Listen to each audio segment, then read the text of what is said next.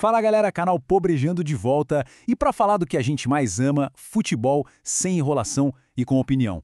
Já deixa o like, se inscreve e bora! Dessa vez vamos dar início à série de vídeos sobre eventos que marcaram as Copas ao longo dos anos e dessa vez vamos falar sobre batalhas e mordidas no futebol, ou seja, loucuras das Copas do Mundo. A gente sabe que a Copa é o maior show da Terra, né? É festa, é gol, é glória, mas nem sempre. Às vezes, a paixão ferve de um jeito que a coisa sai do controle e a história acaba sendo escrita com punhos, cabeça e até dente.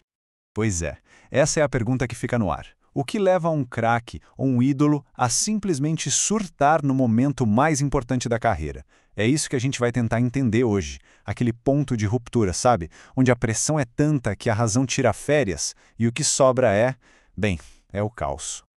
Então, bora lá. Nosso roteiro de hoje vai passar por 3 momentos que, olha, entraram para a história pelos motivos errados. A gente vai ver uma guerra em campo, a despedida mais chocante de uma lenda e um ato que, sinceramente, até hoje ninguém entende direito. Vamos nessa! A Copa do Mundo é um verdadeiro caldeirão. Imagina só, o peso de uma nação inteira nas costas. A pressão é absurda. E é nesse ambiente que aquela linha fininha que separa a garra da fúria cega simplesmente some. E aí, meu amigo, acontecem coisas que ficam marcadas para sempre na memória do futebol. A gente começa a nossa viagem em 1962 no Chile. O jogo, Chile, o país sede, contra a Itália. Mas o que rolou ali foi qualquer coisa menos futebol. Foi uma batalha campal, uma explosão de raiva que começou muito antes de a bola rolar. O que botou fogo no parquinho foi a imprensa. Jornais italianos desceram a lenha no Chile, falando que o país era um fim de mundo. A resposta chilena, claro, veio no mesmo nível. Chamaram os italianos de tudo quanto é nome. Quando os jogadores entraram em campo, não era mais para jogar bola, era para defender a honra do país na porrada. E o caos foi instantâneo. Com 35 segundos de jogo, a primeira pancada. Aos 8 minutos, o primeiro expulso. E o cara se recusa a sair. A polícia teve que entrar em campo para arrastar o jogador para fora. Logo depois, um chileno dá um soco e quebra o nariz de um italiano. E o juiz ignorou. A violência só aumentou, com direito a chute de artes marciais. Era a anarquia total. A situação ficou mas tão fora de controle, que a polícia precisou entrar no gramado 4 vezes para separar a briga. O juiz já não apitava mais nada. Tinha perdido totalmente o respeito. Foi um colapso completo, um vexame transmitido ao vivo para o mundo todo. E essa vergonha foi eternizada por um comentarista da BBC, o David Coleman. As palavras dele foram tão fortes que deram um apelido ao jogo. A partir daquele dia, não era mais Chile contra Itália. Era para sempre a Batalha de Santiago. Agora a gente dá um salto de 44 anos. Saímos de uma briga generalizada de um país contra o outro para um ato de fúria de um homem só. Final da Copa de 2006.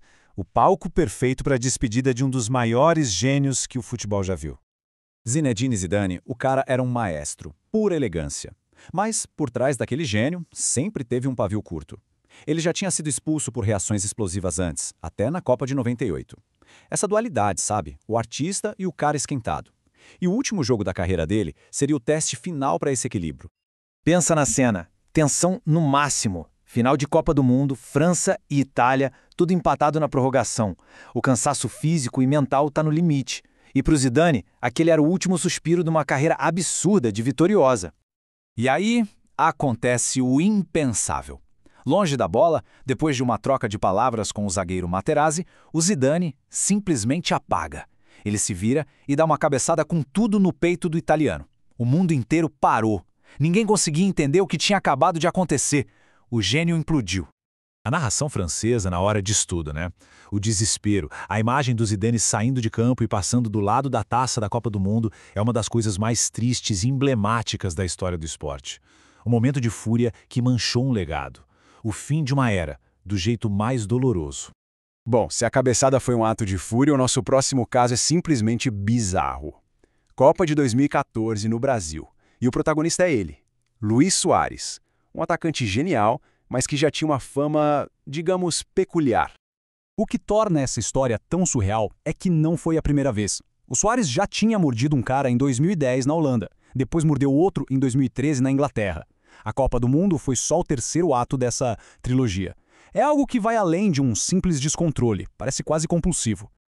E a ironia da coisa toda é que, antes da Copa, o Suárez estava fazendo uma campanha para limpar a própria imagem. Falava que tinha amadurecido, que estava mais controlado. Olhando para trás, essa declaração parece até piada. Era uma luta interna que ele estava prestes a perder na frente do mundo todo. E ele perdeu. Num jogo decisivo contra a Itália, numa dividida na área, o impulso venceu. Suárez cravou os dentes no ombro do zagueiro Chiellini. A reação do italiano, mostrando a marca para o juiz, era de quem não acreditava no que estava acontecendo. Ninguém acreditava que ele faria aquilo. De novo. O juiz não viu na hora, mas o planeta inteiro viu. E a FIFA veio com uma das punições mais severas da história das Copas. A punição não foi só pela agressão. Foi por um comportamento que simplesmente não faz sentido, que desafia a lógica do esporte no seu maior palco. Então vamos lá. Uma batalha campal, uma cabeçada e uma mordida. 3 momentos, 3 décadas diferentes. Mas todos eles mostram uma coisa bem desconfortável sobre o que acontece quando a cabeça de um atleta de elite chega no limite do limite. Se a gente olhar bem, os ingredientes são sempre os mesmos, né? A pressão gigantesca da Copa, uma provocação que serve de gatilho, e aí, o colapso emocional. Seja a fúria coletiva de um país em Santiago, a falha trágica de um gênio como Zidane, ou o impulso bizarro do Suárez, o resultado é o mesmo. A paixão, que é o que faz eles serem quem são, vira a fúria que condena. No fim das contas, esses episódios servem para lembrar que por trás dos craques, dos ídolos, existem seres humanos cheios de falhas. E o futebol, nesse palco mundial, não mostra só a genialidade e a glória, mostra também a nossa fragilidade. A pergunta que fica é: será que a mesma paixão que leva um cara a ser gênio é a que, sob pressão, leva ele pro abismo?